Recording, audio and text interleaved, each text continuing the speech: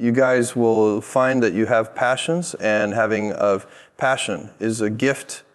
I think we all have passions, and you don't get to choose them. They pick you. But you have to be alert to them. You have to be looking for them. And when you find your passion, it's a fantastic gift for you because it gives you direction. It gives you purpose. You could have a job, or you can have a career, or you can have a calling. The best thing is to have a calling. And if you find your passion, you'll have that. All your work won't feel like work to you. Many kids and many grown-ups do figure out over time what their passions are. Sometimes we let our intellectual selves overrule those passions, and that's what needs to be guarded against. One of my jobs as the leader of Amazon is to encourage people to be bold. People love to focus on things that aren't yet working, and that's good. It's human nature. That kind of divine discontent can be very helpful. But, it's incredibly hard to get people to take bold bets, and you need to encourage that. If you're going to take bold bets, they're going to be experiments, and if they're experiments, you don't know ahead of time if they're going to work. Experiments are, by their very nature, prone to failure, but a few big successes compensate for dozens and dozens of things that didn't work. So, AWS, Kindle, Amazon Prime, our third-party seller business, all of those things are examples of bold bets that did work, and they pay for a lot of experiments.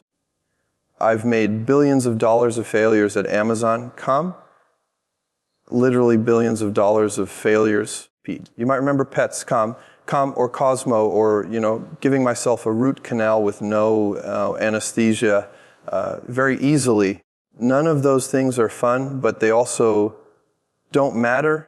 What really matters is that companies that don't continue to experiment, companies that don't embrace failure, high speed, and eventually get in a desperate position where the only thing they can do is a kind of Hail Mary bet at the very end of their corporate existence.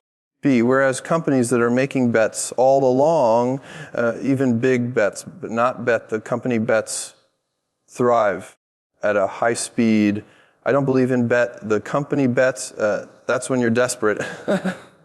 That's the last thing you can do. You can be out of work and have terrible life balance, even though you've got all the time in the world, right? You could just feel like, oh my God, I'm miserable, and you would be draining energy. So you have to find that harmony. It's a much better word. For most people, it's about meaning. People want to know that they're doing something interesting and useful. For us, because of the challenges that we have chosen for ourselves, we get to work in the future. It's super fun to work in the future for the right kind of person. You need to be nimble and robust.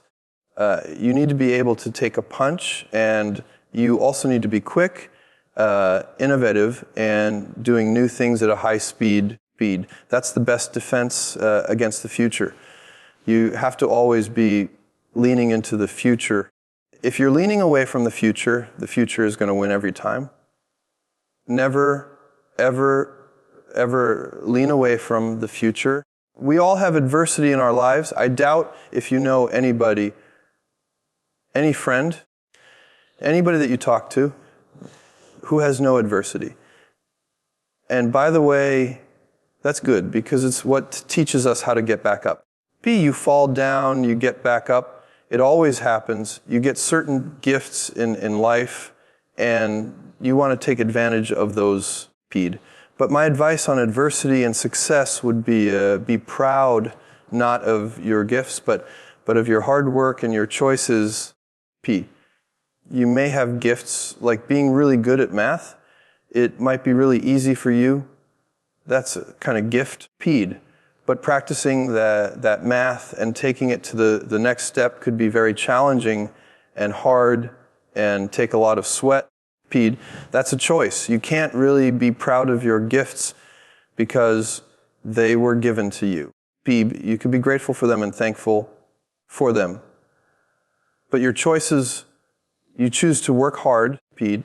You choose to do hard things, those are choices you can be proud of. Being an inventor requires domain expertise because the world is so complicated. Even if you're not at the beginning, you have to learn until you become a domain expert. But the danger is that once you've become a domain expert, you can be trapped by that knowledge. Inventors have this paradoxical ability. They have tens, thousands, or hours and hours of practice and are real domain experts, but they also keep a beginner's mind at high speed. They look at things freshly, even though so much about the domain. That's the key to inventing. You have to have both. You can't skip steps. You have to put one foot in front of the other. Things take time. There are no shortcuts, but you want to do those steps with passion and ferocity. It's easy to have ideas at high speed. It's very hard to turn an idea into a successful product. There are a lot of steps in between at a high speed. It takes persistence and relentlessness. I always tell people who want to be entrepreneurs, you need a combination of stubborn relentlessness and flexibility. You have to know when to be which. Basically, Pede, you need to be stubborn on your vision because otherwise it'll be too easy to give up. But you need to be very flexible on the details because as you go along pursuing your vision, high speed, you'll find that some of your preconceptions were wrong. You're going to need to change those things. Taking an idea all the way to market, turning it into a real product that people care about, and that really improves lives. That's a lot of hard work to try to chase the hot passion of the day. Pede, I think we saw this in the internet world around 1999. You found people who were passionate about something, Pede, but then they left their jobs and decided, I'm going to do something in the internet because it was like the 1849 gold rush. Speed, if you go back and study the history of the gold rush, you find that people who were within shouting distance of California quit their jobs, even if they were doctors, to start panning for gold. Speed, that almost never works. And even if it does, according to some metric like financial success, Pede, I suspect it leaves you ultimately unsatisfied. So you need to be very clear with yourself. Speed, one of the best ways to do that is projecting yourself forward to age 80, looking back on your life and trying to minimize the number of regrets. That works for career decisions and it works for family decisions. I have a 14-month-old son, and it's very easy for me to think about myself when I'm 80. I know I want to watch that little guy grow up. I don't want to be 80 and think, shoot, I missed that whole thing, and I don't have the kind of relationship with my son that I wished I had. Another thing I recommend to people is to always take a long-term point of view. There's a lot of controversy about this because many people believe you should live for the now. I'm just not one of them. I think you should think about the great expanse of time ahead of you, Pede, and plan for it in a way that will leave you ultimately satisfied. This is just the way it works for me.